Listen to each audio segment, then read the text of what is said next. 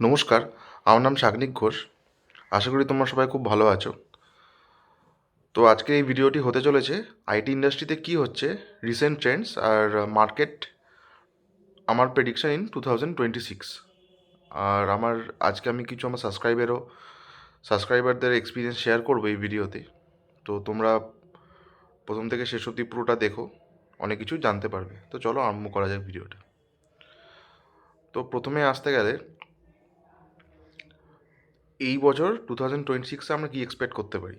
তো recent news যেটা মানি কন্ট্রোলে এসছে, টিসিএস অলমোস্ট তাদের বলতে পারো অ্যারাউন্ড অ্যাপ্রক্সিমেটলি 30,000 হেডকাউন্ট তাদের কমে গেছে। তো এর থেকে আমরা বুঝতে পারি যে আগে যে মডেলটা ফলো করা হতো আইটি সার্ভিসেস বা আইটি আউটসোর্সিংয়ে, যে হেডকাউন্ট বাড়লে বিলেবিলিটি বাড়বে এবং বিলেবিলিটি বাড়লে আরও তাদের প্রফিটস আসবে, বা আরও প্রজেক্ট তারা পাবে। তো এই মডেলটা এখন ইন ফিউচার নেক্সট 2-3 বছরে কাজ করবে না। তার কারণটা হলো due to raise of automation and AI. তোমরা এখন জানোই এআই অনেক এফিশিয়েন্ট হয়ে গেছে, আর এআই দিয়ে অনেক ছোটো মোটো কোডিংয়ের কাজ করা যেতে পারে। তো আমি বলবো না জব চলে যাবে, বাট জবসগুলো ইভলভ হবে। ঠিক আছে, এবার আমি আমার সাবস্ক্রাইবারের এক্সপিরিয়েন্স আজকে আমি শেয়ার করব। তো আমার একজন সাবস্ক্রাইবার আমার কাছে এসে বললো যে দাদা আমি এরকম একটা লেটস সে এবিসি কোম্পানি থেকে অফার পেয়েছি, তো আমাকে 30% রেজ দিচ্ছে, দ্যাট টু ইন হ্যান্ড। মাথায় রাখতে হবে সিটিসি আর ইন হ্যান্ডের মধ্যে অনেকটা ডিফারেন্স আছে। 30% তাকে বলতে গেলে গ্রসে দিয়েছে, আর 32.5% মোটামুটি ইন হ্যান্ডে দিয়েছে, which is a very good offer in this market.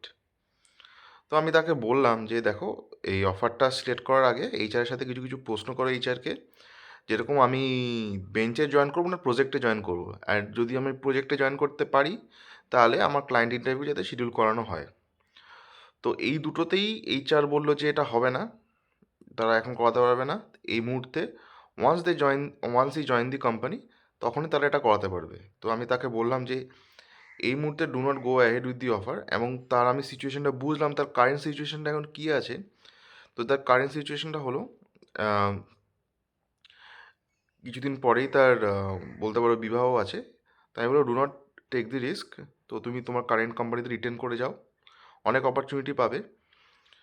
তো এর থেকে আমি এই জিনিসটাই সবাইকে বলতে চাই, সুইচ ইজ গুড, প্যাকেজ বাড়ানো সবই ভালো, বাট সবথেকে ইম্পর্টেন্ট জিনিস এখন যেটা হয়ে দাঁড়িয়েছে সেটা হচ্ছে বিলেবিলিটি খোঁজা, আর হচ্ছে একটা স্টেবল প্রজেক্ট, যেটা তোমার অ্যাটলিস্ট নেক্সট 1-2 বছর চলবে।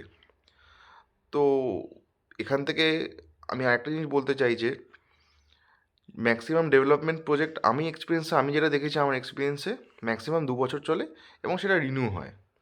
Any less than 2 years is difficult, but at the same time তোমরা যে কোম্পানিতেই যাচ্ছ বা যারা সুইচ করে ভাবছো, তারা যাতে গ্লাসডোরে প্রপার কোম্পানির বেঞ্চ সিচুয়েশান এই মুহূর্তে কেমন আছে সেটা একবার দেখে নিয়ে, এবং এক্সিস্টিং এমপ্লয়ীদের সাথে, যারা এক্সিস্টিং এমপ্লয়ি যারা তোমার টেক্সটাকে কাজ করছে তাদের সাথে একবার কথা বলে ব্যাপারটা সিচুয়েশানটা বুঝে নাও, then you can go forward with the offer.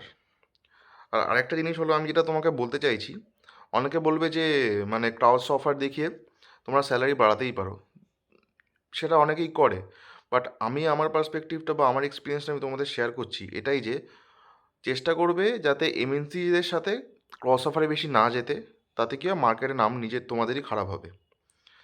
ঠিক আছে, যেতে প্রবলেম হতে পারে। এবার এখানে অনেকের অনেক ওপিনিয়ন থাকবে, do let me know in the comment section. এবার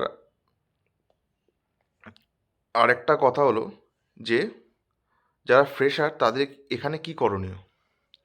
তো ফ্রেশারদের আমি একটা জিনিসই বলবো, যে ফার্স্টে যে অপরচুনিটিটাই পাচ্ছ, নো ম্যাটার হোয়াট, গ্র্যাব করো। তোমাদের কাছে কিন্তু একটাই জিনিস, স্যালারি ডাজ নট ম্যাটার, তোমাদের কাছে যেটা ম্যাটার করে সেটা হচ্ছে experience. Once you gain 2 to 3 year experience, তোমরা পরে সুইচ করতেই পারো, that is not an issue, পরে সুইচ করে প্যাকেজ বাড়াতেই পারো।